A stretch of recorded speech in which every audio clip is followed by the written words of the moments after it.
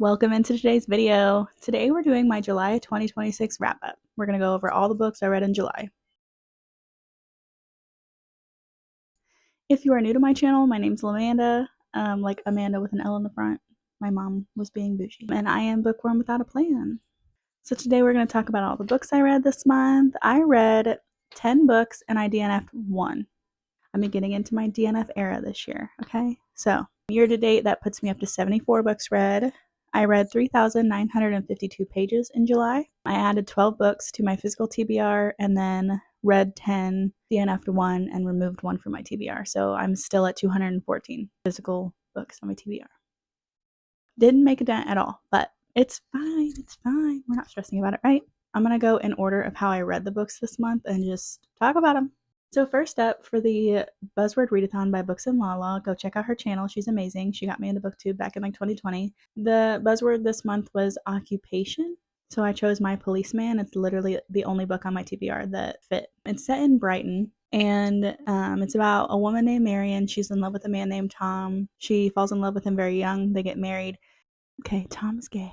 Okay. But this is the 1950s. That's illegal. So he is in love with Patrick, and Patrick is in love with him. And they are friends, and Marion marries Tom, and Tom's a policeman. And then Marion figures out that, Tom's kind of into her, but not really, and confronts him about it, and he's like, I thought we had an understanding.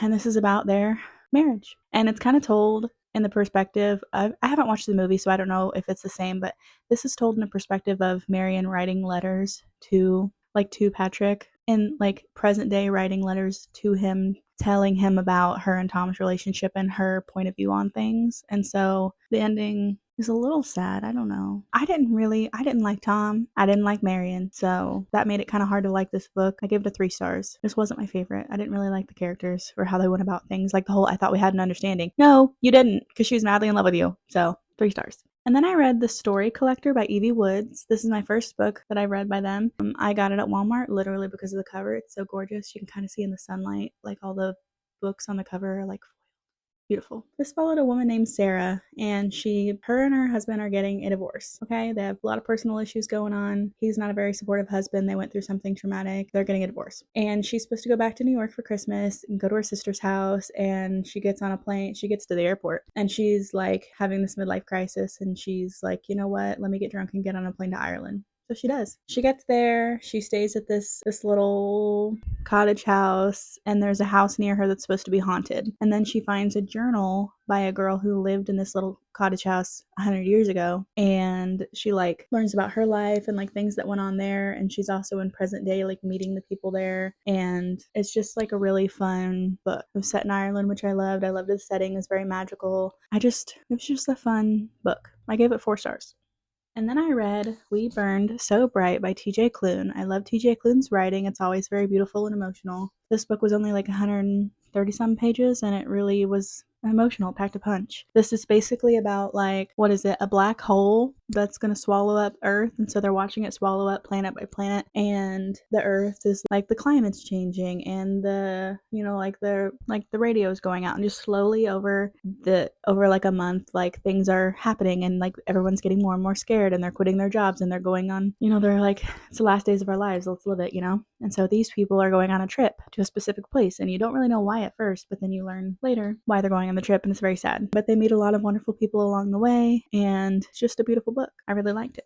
I gave it 4 stars. I feel like if that would have been a really long book, I would have gotten more emotionally invested and would have given it 5 stars, because I always loved TJ Klune. But short and sweet, 4 stars, loved it. And then I read this in a reading blog, so I'm not going to go too crazy about it, but Silver in the Blood by Alexandra Bracken. This follows Tamsin Lark and her brother Cabell and her enemies to lovers Emrys, and they go into this Arthurian other world and meet some priestesses and are looking for a ring that can save her brother. Anywho, I go into detail about it in a reading blog, but I gave this 3.5 stars. It was very fun, but it was just kind of a slower pace, and at times I was nothing's happening, but I did really enjoy the characters, and I liked some aspects of it. It was just a fun book to read. I liked the characters a lot. I liked the enemies to lovers, so 3.5 stars. And then I ordered and read The Mirror of Beasts And it's called that because they're looking for this specific mirror that has this monster trapped in it. Anywho, this is set after that book, and this is like all the priestesses and everything, they get brought into like modern day present world, and they're like kind of lost, but they got to figure out how to stop a certain somebody. Then I won't give any details away, but also Cabell is kind of going through some things, and him and Tamsin are no longer speaking.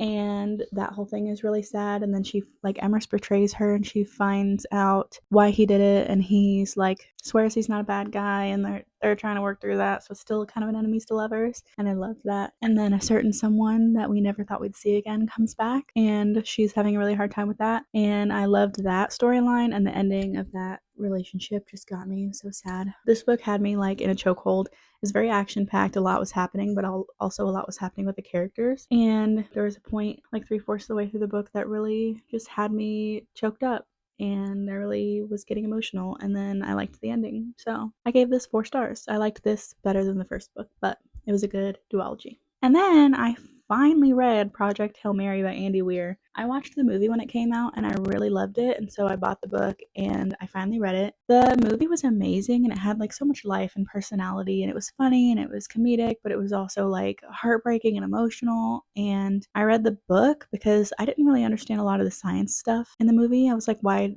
Like in the movie, he wakes up and these 2 people on the spaceship are dead, and I'm like, why are they dead? I don't understand. This is all the science that explains everything that you might not understand in the movie. So like the first 100 and so pages is like very sciencey. I recommend the audiobook to get through it because I didn't understand a lot of it, but it did explain a lot of questions I had in the movie. And then you meet Rocky, and things like are still comedic and emotional, but something about Ryan Gosling and the Rocky in the movie like just gave it so much life. And like the whole scene in the movie where he's talking to the recording and he's like, I have this new roommate and he can hear me right now, and Rocky's like, who are you talking to? That whole scene in the movie cracked me up. I loved it so much. It was not even in the book. Like the movie just added so much life, but this was like all the science behind everything and really helped me understand things, and it was still a really good book. I give it 4 stars. And then I watched the movie again after I understood everything, and it just made it so much better. So I highly recommend the audiobook of this and reading it if you had a lot of questions about the movie, because that explains it. And a lot of it went over my head, like the science stuff, but it also explained some things to me, like I was 5, which I appreciated, and now I understand it. And then I tried to read Inamorata by Ava Reid, and I'm sad to say this was a DNF. I love Ava Reid. She's one of my auto-buy authors, and there were 4 of her books that I love and gave 5 stars. And then there were, like 1 or 2 books of hers that I was like, gave like 2 or 3 stars. This one was unfortunately a DNF. I read 50 pages of it. I didn't care for the characters. I didn't care for the plot. I didn't care for any of it. I went on Goodreads and read all the reviews and was like, should I keep going with this? And basically, after all the reviews I read, I was just not interested. So I read 50 pages of this. I DNF'd it, and I will be unhauling it. Let me know in the comments below if you read that and if you had similar feelings, or if you loved it. And I feel so guilty DNFing it because I do love Ava Reid, but let me know if you loved it and why, and or if you had similar feelings. Then I read Darling Venom. I worked several days in a row, and I just wanted something that I could listen in an audiobook, a quick, easy romance. And so I picked this up.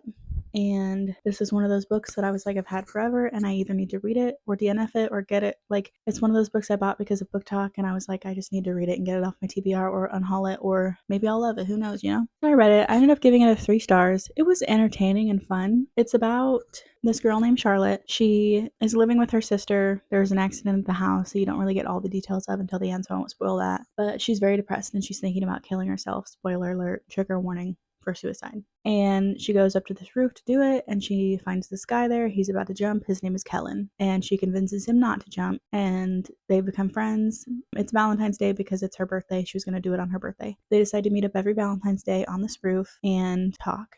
But he is like very unpopular at school, and so he tells her, like, don't speak to me outside of this. Like, we'll have an agreement. Don't speak to me at school because I don't want you to get bullied and all this other stuff. So from the ages of like 14 on, they meet once a year, and they'll like write letters to each other and put it in their lockers and stuff, and like give each other music to listen to and things like that, but they don't talk except for that one day a year. Well, then she starts to realize that her depression is getting better and his is getting worse. So she tries to talk to him outside of school. She tries to tell people, and he does not appreciate that. Fast forward forward like 4 years. She's in her early 20s and she meets his brother and she hates him at first, and then they end up having feelings for each other. And I can't say anymore because I don't want to spoil anything, but he's really struggling with, this was Kellen's girl, so he can't like her. And he's also struggling with his dad, who's a piece of crap, and she's struggling with her relationship with her sister. So like there was substance to it, like it was entertaining and fun and good, but it like wasn't anything like earth shattering, and I'll probably forget most of it, as time goes on, but it was like entertaining. So I gave that 3 stars. And then I read Facing Leeward by J.J. Mulder. Again, I read this in a vlog, so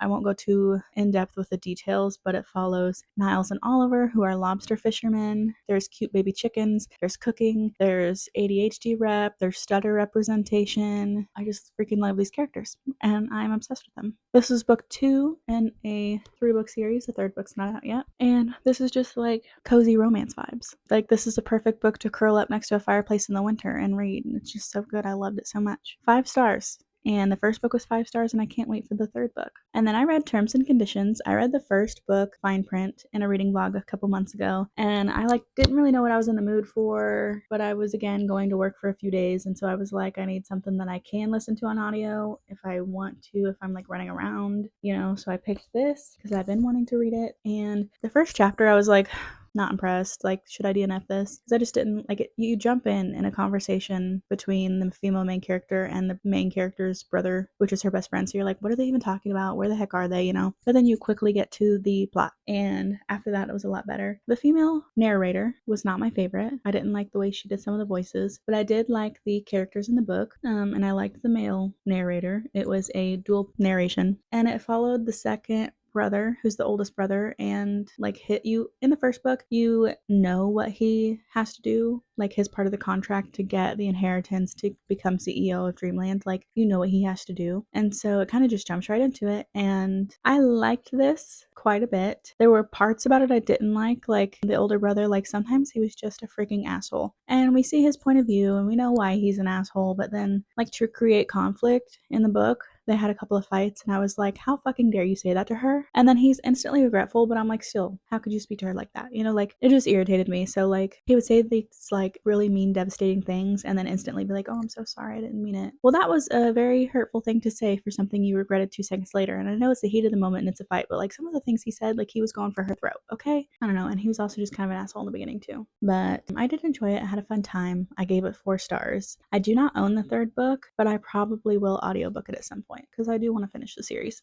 And then I picked up as my last read of the month With Shield and Ink and Bone. I did a little vlog over this as well, and this is about Liv, and she's like a Viking in this village, and there's a celebration, and the king or jarl of another tribe is killed in their village, and so his son and the community comes to like get revenge, but then they take it too far and they start attacking other villages and killing everybody and just trying to get all the land and all the money and all the power. And so a goddess saves her so that she can stop him. Anywho, I don't want to give anything away, so I'll stop there. And I have a reading vlog where you can get more information, like more details, and there's a part in that blog where I do talk about spoilers if you want them, if you don't actually want to read this book. But I gave this 4 stars. I really just thought it was very interesting. It was a fun read, different than what I've been reading for sure. I get this out of the Bookworm box, and it was the first book out of the Bookworm box I got several years ago that I actually enjoyed. Anywho, I give it 4 stars. This is the first book I read by Casey Bond, and she's got a lot of other books, so I was like, I've never heard of her. I'm kind of scared, because what if I haven't heard of her because her books aren't good? But I really enjoyed this, so I do recommend it. The Bookworm box cover is very cool.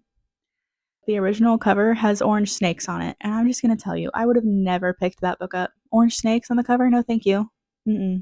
So if you see this cover out and about with orange snakes, just know that it's not really about snakes. And there are some snakes, but like 2 of them, 1 of them, whatever, and snakes are not the main plot. And so don't be afraid to pick it up. Why would they put snakes on a cover? No, not how to do snakes. But anyhow, if you see this book out and about with snakes on the cover, pick it up. It's good. Okay. And that's it. That was a quick run through, but I did have a good reading month. I really enjoyed a lot of these books, so thought it was a good month. I don't know if I'm going to do a TBR video for August because I do plan on starting the Way of Kings. I'm just going to get into it. It's time. It's time, okay? It's finally August, which means it's finally fall. Okay, in Missouri, we're getting like rain, 100-degree days, humidity, all the things, okay? Just ignore that. Just ignore what the weather is actually doing outside. It's fall, okay? Starts today. I'm decreeing it. But anyways, I'm so excited for some like cozy fall reading. I'm not a summer girly. Okay, I'm on fertility meds and Lexapro and I'm sweaty, okay? I'm ready for fall. So I think I'm gonna start, this is the first day of August. I'm gonna read a romance book to kick it off and then boom, into the Wave Kings. Why am I telling you this in my July wrap-up video? I don't freaking know. I might cut this part all out, but thanks for hanging out with me today and listening to me yap about all the books I read. I'm a yapper. Thank you for listening and thank you for hanging out with me and I'll see you in the next video. And in the meantime, I'm sending forehead kisses and good reading vibes. Bye!